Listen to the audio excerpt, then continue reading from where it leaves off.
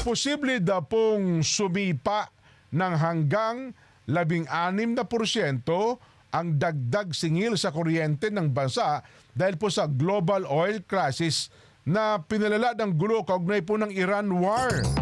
Ayon po kay Energy Secretary Sharon Garin, batay ito sa mga simulation na ginawa ng Department of Energy. Direktang nakaapekto sa presyo ng kuryente ang pagtaas ng presyo ng petrolyo sa pandaigdigang merkado. Ipinaliwanag po ni Garin na umaasa ang Pilipinas sa import ng gas mula po sa Qatar na kasalukuyan po'y apektado rin ang pag-asara ng mga supply routes. Kaya napipilitan po maghanap ng iba pang alternatibo ang bansa. Dagdag pa po niya, halos triple na po ang itinaas ng presyo ng liquefied natural gas sa pandaigdigang merkado. Gayunman, tiniyak niya na may mga hakbang na ginagawa ang pamahalaan, kabilang po ang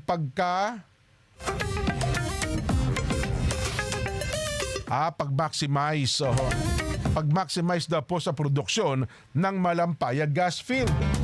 Nananatili namang proactive ang DOE para mapigilan daw po ang mas malaking epekto ng sigalot sa gitnang silangan sa supply ng enerhiya sa bansa.